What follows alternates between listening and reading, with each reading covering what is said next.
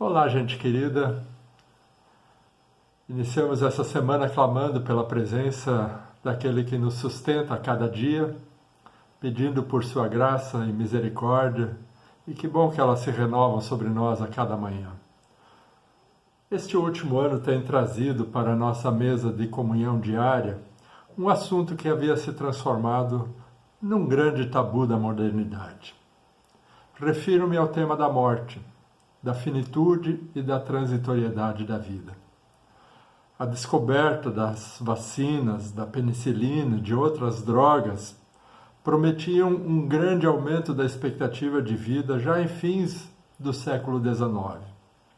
Os sonhos, contudo, foram interrompidos com a desgraça gerada pelas duas grandes guerras mundiais. E no meio delas ainda a epidemia da gripe espanhola.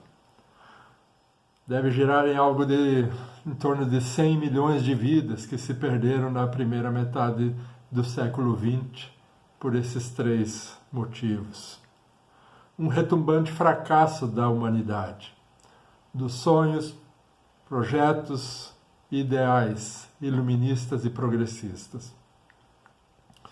Aliás, eu estou quase terminando a leitura de uma biografia muito detalhista da vida de Winston Churchill, de quase 1000 páginas, mas que é muito interessante. Se lhe tivessem dado a atenção que ele pedia, talvez a Segunda Guerra Mundial não tivesse ocorrido. Mas eis aí um homem que nunca se deu por vencido e que quase sozinho foi capaz de levar a uma reação que culminou na vitória dos aliados e no fim da guerra.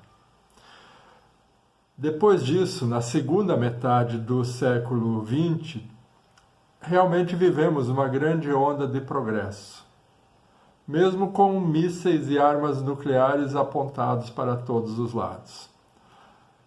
A humanidade se desenvolveu, a economia cresceu, a ciência se desenvolveu, muitos progressos foram feitos, o que nos levou a viver bem mais e melhor. Na esteira do crescimento da expectativa de vida geral, a morte começou a ser mais e mais escondida, estigmatizada.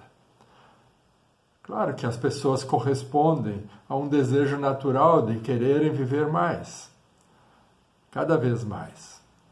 Lembro-me de uma frase que ouvi certo dia da boca de um palestrante num congresso que dizia: "Eu quero viver 150 anos e a medicina que se vire para me garantir isso." Deixou de ser natural o que muita gente fazia lá no interior, onde muitas vezes os próprios colonos guardavam tábuas serradas no tamanho certo para o seu próprio caixão, no galpão de suas casas. E diante de uma necessidade súbita, quando não tinham para onde correr e conseguir usavam estas tábuas. Nos vastos interiores não tinha disponibilidade de caixões como nós temos hoje. Alguém de vocês pode estar pensando: mas que assunto mórbido. Talvez até já tenha batido 3 vezes na madeira. É justamente disso que eu estou falando. Só de pensar no assunto, muitas pessoas pensam que nós estamos atraindo a morte, que dá azar. Vejam como foi construída uma ideia de sequer podermos falar ou pensar sobre esse assunto da morte. Mesmo sabendo que a vida é curta, mesmo sabendo que ela é transitória e finita, nós varremos esse assunto para debaixo do tapete. Excluímos ele do nosso campo de visão. Não falamos dele, porque a morte perdeu a sua naturalidade. Ela virou um absurdo, algo não aceito, nem tolerado. Em nossas contradições humanas, contudo, criamos uma sociedade programada e projetada para o obsoleto, para o não duradouro. Tudo é feito para estragar, para não durar. E para a maioria das coisas, nem vale mais a pena o conserto. Porém, O contrário se dá com a vida humana, que sabemos ser finita e transitória, mas diante dela passamos a ter um outro comportamento. Passamos a tratá-la como infinita. Passamos a fingir que vamos viver para sempre. Não nos preparamos diante da sua finitude. E ainda negligenciamos a oferta que Deus faz de continuidade após a morte. E aí vem um vírus para estragar a festa. Algo que seria uma praga mais restrita a uma região no passado, vira um inferno num mundo globalizado. Parece rir de nós e escancarar algo que tentávamos esconder a todo custo: a nossa fragilidade. Sim, a fragilidade da vida diante da morte. E o pavor que isso produz diante da nossa falta de preparo para lidar com ela. Eu sei que este é um assunto que renderia longas conversas, mas que me veio à mente hoje diante das palavras de Simeão, registradas em Lucas 2, 29 a 32, que são a nossa senha do dia. Simeão era um homem de Deus, piedoso, que tinha a sua fé firmemente alicerçada e a sua esperança depositada no Senhor. E ele estava no templo quando lá chegou um casal para consagrar um filho recém-nascido ao Senhor. Foi quando o Espírito Santo lhe revelou que aquele menino, aquela criança recém-nascida, seria o Messias, o Salvador do mundo.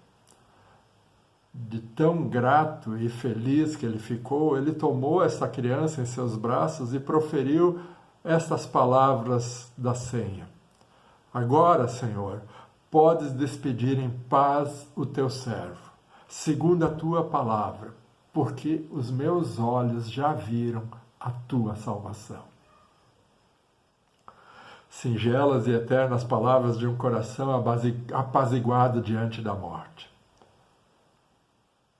Meus olhos viram o Salvador. Eu contemplei a sua salvação. Posso ir em paz. Nada mais me apavora. Nada mais me mete medo. Sou teu e para ti irei, ocupar o lugar que para mim preparastes. Esta é a postura cristã diante da morte. Não a buscamos, nem a desejamos, mas sempre estaremos serenos e tranquilos diante dela, porque ela não é o fim, é o começo de uma vida nova, eterna e perfeita.